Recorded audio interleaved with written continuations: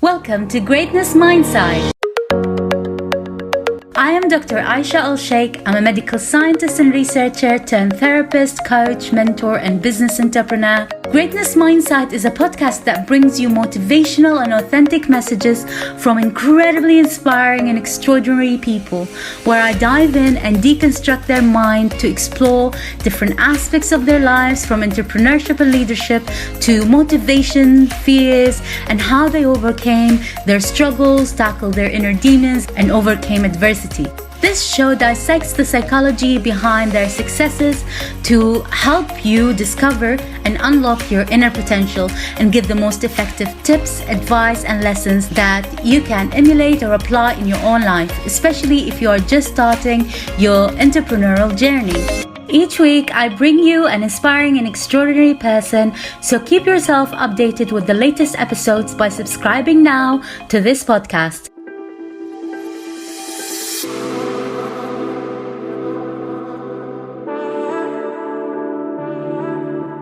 True happiness comes from within. Keep working on yourself and your mindset.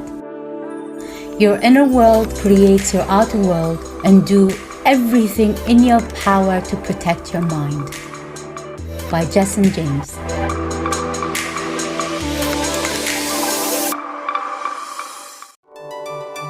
This is episode 4, and in this episode I've got an extraordinary and incredible, inspiring guest and also a mentor to me. His name is Jessen James.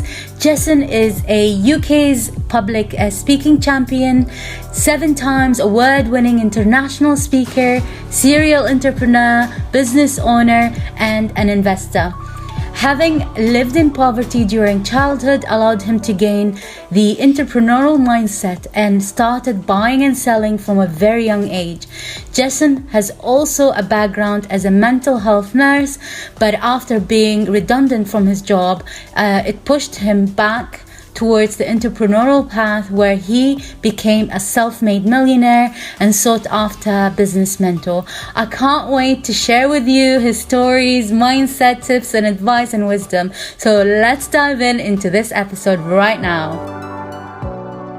You have been such an incredible and inspiring mentor to me, and thank you for being here. Bless you. Thank you. Thanks for having me. Since we don't have that much time, so I'll just dive in and ask you these burning questions that I've got. So just to ease you off, can you briefly tell me the story behind your chosen career path, and what was that incident or that aha moment that made you take these massive actions to changing or following the path you're following on right now? Yeah, and great question. So if I have to trace it back, it actually stems back to childhood. So when I was a kid, so I know your show's about being authentic and being real, right? And so for me, it's about when I was a kid, like about 7, 8 years old. I was bullied at school for wearing cheap clothes. I used to wear, my brother's hand-me-downs, and I used to wear clothes that didn't fit me because my mum just gave me what was left over, and I used to wear cheap trainers, all that kind of stuff.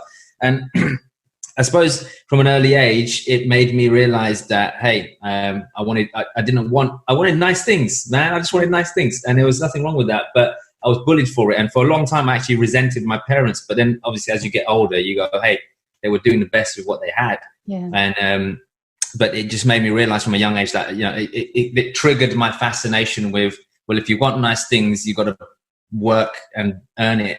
So, so for me, it all stemmed from childhood, wanting more. But nobody teaches you how to do that other than get a job, and, growing up where I grew up, it wasn't the environment wasn't the most conducive. Let's put it that way. It was a pretty rough neighborhood. It wasn't a very affluent area or anything like that. So I had to go through school and look at everybody else, thinking, well, hang on, how am I going to ever afford nice things if I stay in this environment? So as a young kid in school, when I was a teenager, I used to buy and sell stuff. I was fascinated with entrepreneurship, so I just used to buy stuff and sell it to kids, whether it was mobile phone accessories or even sweets or whatever, anything I can get my hands on just to make some money. So I suppose for me, being entrepreneurial was something that stemmed from an incident when I was young, just making me realize that, hey, you know what? If you want something, you've got to go and get it. So I suppose that was a pivot. If you want that's the pivotal moment in my journey, if that's what you're looking for. So I'm not sure if you want me to go into the rest of what happened next, or is that coming up? No, it's more about, basically, I remember you went into being a mental health nurse. And that's the moment that I know you've been in that career where you're giving and like taking care of people and everything. But what was it that changed? You said, you know what, I'm just not going to carry on with this and choose a different path. I was basically made redundant from my job. I was, okay. So basically, for the listeners, yes, I am a mental health nurse. That's my background. And, when I left university, I actually went into business because I really wanted to start a business, and it failed miserably. So I just carried on with my nursing career, and I worked in the private sector, and I climbed the ranks really, really quickly. I became the youngest ward manager in the country at the age of 27. And, but in the private sector, it's run like a business. It's not like the National Health Service. So you as a manager, you're given sales targets. So I had to go out and sell beds to the NHS, and I made my employer over £6.5 million in 2 years. Wow. And then July, I remember it very clearly, July 2009, when we were just coming out of the recession, they had taken a hit as a hospital, but my department was like the best performing department, but they still said they don't need me anymore, and they got rid of me. So I don't know if your listeners can relate, but like, I really felt like stabbed in the back, when you give your everything to someone. So what I realized is that I was actually being an intrapreneur, which is basically entrepreneurial inside someone else's business. That's what I was doing. Because I did really well for them, but I didn't have the risk of running my own business anymore, So, but when that happened to me, that was a turning point for me to realize that, hey, look, I need to stop working for other people. And obviously, I'm not saying this is everyone's chosen path, but I need to stop putting my future in the hands of other people, because I want to take 100% responsibility for everything. So that was a big turning point for me to go, hey, you know what? Nothing in life is secure unless you secure it yourself. So I am not working for anyone ever again. And I suppose that kickstarted my journey into being an entrepreneur, a proper entrepreneur, should I say.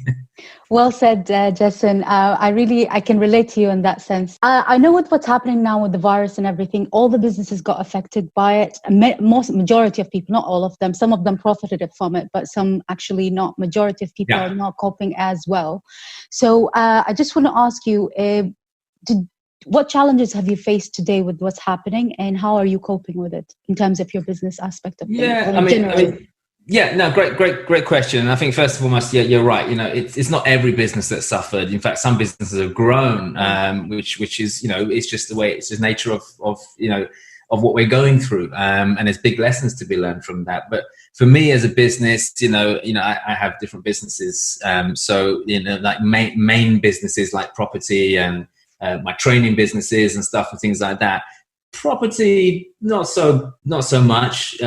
It's starting to move again. It is what it is. But with the training business, like, as you know this, I'm a speaker, right? So the live events model obviously got crushed during this crisis. However, this is where I believe it's not about, oh my gosh, the business has stopped. No, because we have others. Fortunately, we practice very, very smartly in our training company, in the sense that we measure something called revenue concentration, which is basically a KPI in business that says, hey, if 80% of your income comes from one source, that is a bad business. Yeah. So you need to diversify your income stream. So fortunately, we had online products already. We had digital courses. We had things that we could, ramp up and start selling more of. So we've actually made good money during this time. Like, we haven't had an issue with that because people have pivoted online, as it were. But that being said, we've also kept in touch with our clients. We've actually served our existing customers. We've given a lot more to them, and we've extended memberships on stuff. All kinds of stuff we've done to support them, because we know once we're out of this, the events model is gonna fly again. So that really hasn't. I'd say it hasn't affected us. I say it's affected us in a good way, because it's made us reflect a lot more on what we're doing. So. So for me, it's not been that bad, I would say, but I am fully aware some people have been wiped out by this. If knowing what you know now, if you had the chance to start your career over again, what would you do differently knowing what you know now?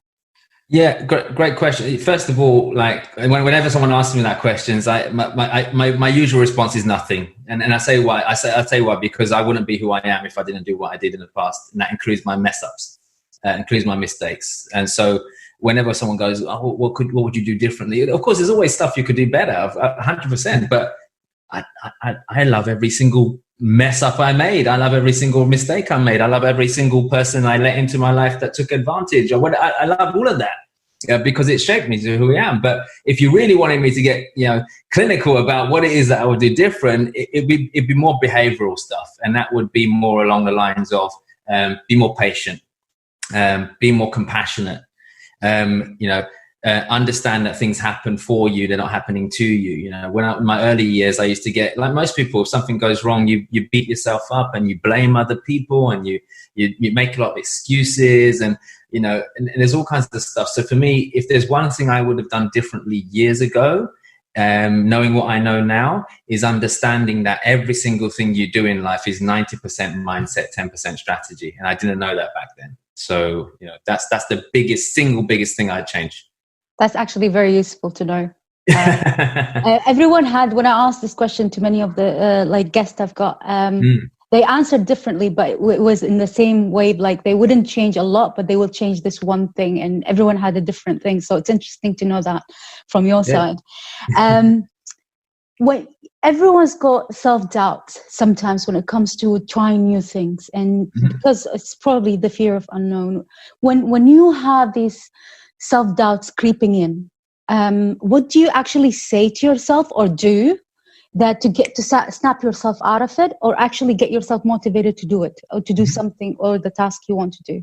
Yeah, very, very simple. And I encourage anyone to maybe give it a go themselves. Whenever self-doubt kicks in, stuff like, oh, maybe I'm not good enough to do this, or, why should anyone listen to me, or whatever it might be.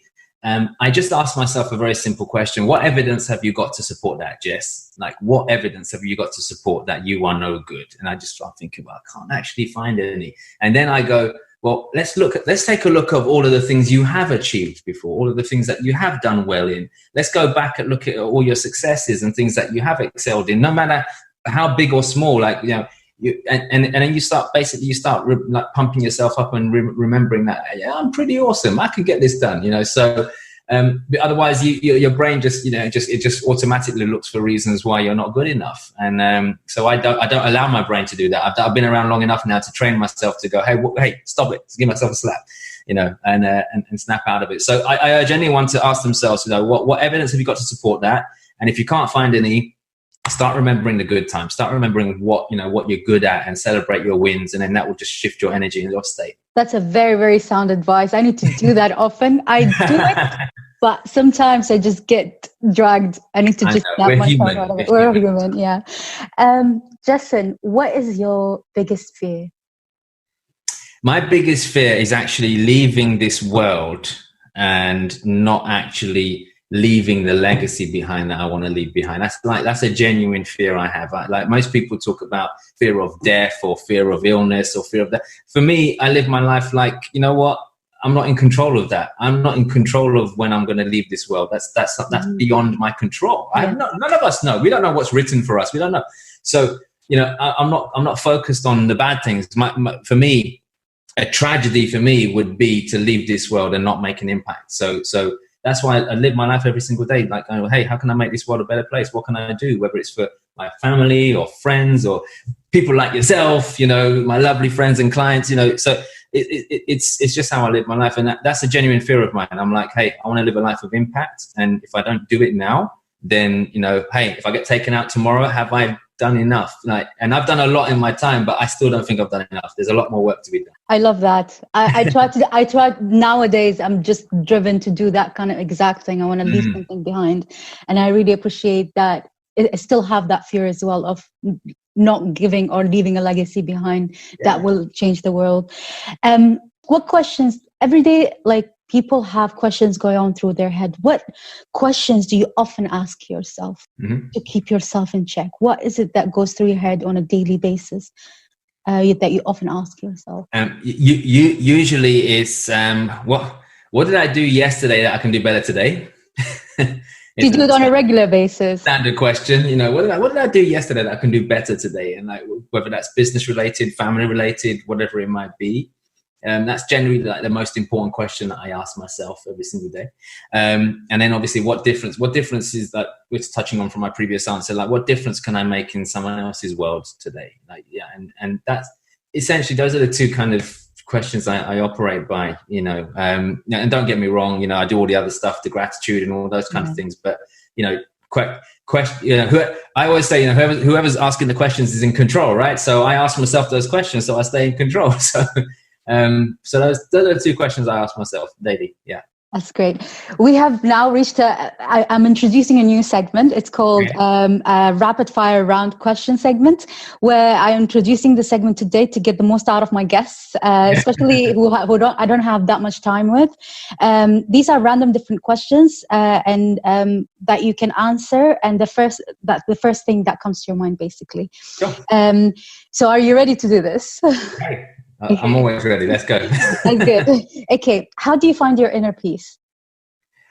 Oh gosh, self-care, 100% self-care. Yeah. So what do you actually do? What do you actually do quickly? Meditate, get in the bath, put some nice bath salts in there, stick some candles on, put some peaceful music on, and that's me. That's my inner peace. That's amazing. Away from the kids. That's amazing. Okay. What are the top 3 habits that made a significant improvement in your life? Discipline. So having discipline with what I want to do. Focus, having clear focus on what it is that I want to achieve. And number 3, consistency. So having a discipline, focused and consistent approach is what's made me successful. Wow, thanks. That's amazing. The number 1 quality that makes someone a good leader? Compassion. Wow. I love that. What's the biggest waste of human potential? Getting to retirement and realizing, who I could have been. That's the biggest waste, because it's too late then. Too late. What's the best advice you've ever received? I've received that made a significant change in your life, basically. Let's just make it easier. But the biggest piece of advice I've received that made a significant change in my life. God, you know what? That's a great question, because I've had so many mentors and so many people in my life. I'll tell you what it is. Yeah.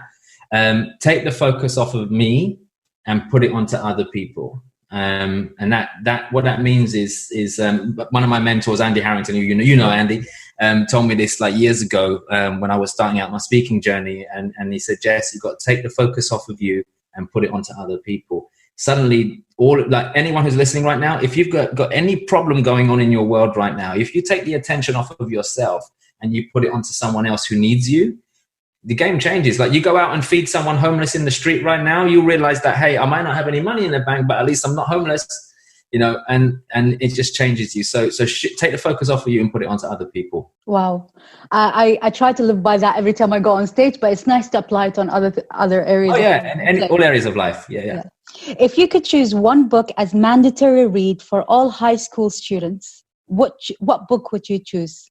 I'm going to have to choose the first book that was ever given to me by my, by the multi-millionaire founder of the hospital I used to work for. Actually, it's actually his book. He gave it to my director. My director gave it to me when I was still working there. And it's Think and Grow Rich by Napoleon Hill.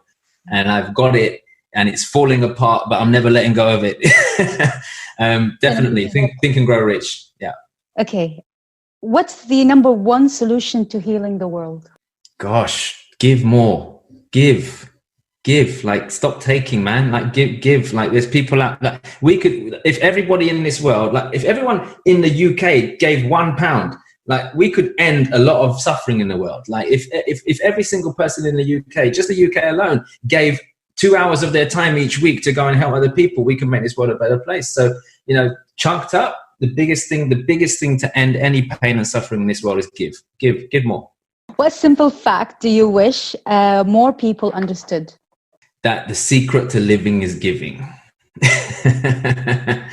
I wish people understood that. And I think that's because people are always looking out for their own needs. And that's fine, they're human, that's normal, but when it goes back to taking the focus off of you and putting on to other people, and just understand that, give. You want to live more, give more, so. Yeah, I wish people understood that. I love that. I try to apply it every time, and I wish a lot of people also try to do that as well. Yeah, it's great. If you could fix one world problem, what would it be? Gosh, you know what? I think there's a big. If you look back at what's going on in the world, even at the moment, there's a lot of division. And I think this is what causes problems in the world: division. Like when it comes to finances, the wealth divide. When it comes to poverty, when it comes to issues that are going on in the media at the moment surrounding ethnic minorities and all that kind of stuff. Like there's so much stuff going on. And if you think about it, where does it all stem from? Inequality. So if there's one thing that we could do to fix everything that's going on in this world is to train people on this and understand that, religion, race, wealth, all of these things divide us. Faith unites us. Yeah. All of these things divide us. Faith, like religion, for example, religion actually divides people. It segregates people. What puts us together? Faith. So, while if anything, like if everybody just had faith in the fact that, hey, we're all on this planet to contribute towards it, and love another human being, no matter if it's whatever their background is, then have faith in that, and I think that would change the world. Wow, that's wise. Thanks. I always tell people faith is different than actual religion. Religion is a way of life, but faith is it's a different aspect of it. Absolutely. This comes to the end of our round for the rapid fire, but I do have to... already? I also it's going to last longer. It actually cut short, so it's good. I have two final questions to you. Mm-hmm. This one you can take your time in. One would be, how do you want to change the world? What's your ultimate vision? And what's your legacy do you want to leave behind? Good. So how do I want to change this world? For me, it's difficult to answer that specifically, because from a chunked up perspective, I've always just wanted to leave this world in a better place than it was when I entered it. So for me, it's whether it's to empower other people, to be more, to have more, to do more, to live more. Whether it's empowering people to grow their businesses, whether it's empowering people to connect with their families again, whether it's to help someone get out of the depression that they're in and change their life, if it's to help someone prevent themselves from killing themselves or whatever it is, for me, that's how I want to change the world. I just want to spread more love and more good out in the world. And in terms of the vision, you may have seen recently, more recently, I started a group called A Billion Lives Change. It's like a movement where I really want to have an impact on at least 1 billion lives globally. And when I say impact, I'm not talking about in their finances or business or anything like that. I'm talking about in their mindset, in their empowering people. And for me, the division is to actually, before I leave this world, is to have had an impact on 1 billion lives. And I know I won't be able to do it on my own, which is why I surround myself with other people who can go out and spread the word and share the message and all that kind of stuff and empower other people. So my big vision is to impact 1 billion lives, whether that's to build some more orphanages or give back some more or whatever it is. That's what I want to do. And in terms of legacy, my legacy is very, very simple. I want people to know who I was. I want my impact to still be here for years and years and years and years and years to come. And I want my kids and their kids and the kids after that to go, you know what, daddy, granddad, great granddad, he was all right. So, that's my legacy. But for me, that's kind of like where I want to be. I want to be in a situation where when I've left this world, that, my as a speaker, my words still resonate in people's ears, so that's kind of where I want to be, because I genuinely believe being in the position that I am, my words have the power of influence, and with that comes a great responsibility. So I don't throw my words around lightly. I don't make bold claims without having backed it up, and stuff and things like that. So I do genuinely feel that I have some value to add. So I want that to continue long after I leave this world. I have exactly the same vision, which is I'm going to literally sign up to this movement. That's why I'm trying to impact these people's mindsets, change the world and impact and change their lives. That's amazing. If you were to die today, that's my last question now. What are 3 unique pieces of knowledge or wisdom from your own life experiences would you give your family or people? Great. So first of all, I would say the biggest thing is forgive more. Forgive more. Like, people are going to come into your life and do some things that hurt you. For me, I've had so many people come into my life and things haven't worked out. They've hurt me in some way or form, and for years I used to hold on to this and harbor anger and frustration, and it was eating me up. It wasn't doing anything to them. It was eating me up. And so first piece of advice I'd say to anyone, if I was to leave this world tomorrow, like on my deathbed, I would say to you right now, forgive more. And in order to forgive, you must first accept. Forgiveness doesn't happen unless you accept. Like, you must accept this person did this, or this has happened to me. Acceptance triggers the healing process of forgiveness. So forgive, not for you, for them. To forgive is what I would say. First and foremost. Number 2, do everything in your power,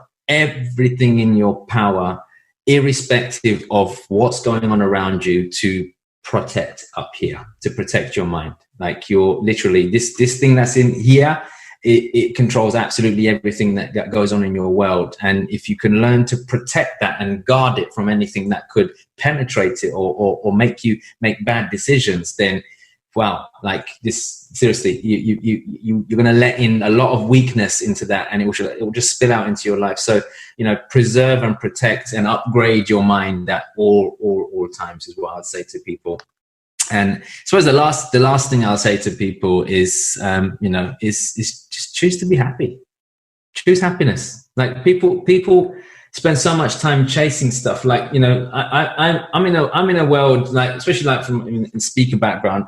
I'm in a world where, I go on these big stages and I go to these places, and everyone that's at these events, usually, not everyone, that's a generalization, but most people who go to these events are, they're chasing the bling, they're chasing the fast cars, they're chasing the money, they're chasing millionaire status. And I've had all that shit. I don't give a crap about that anymore. Like, I give a crap about happiness.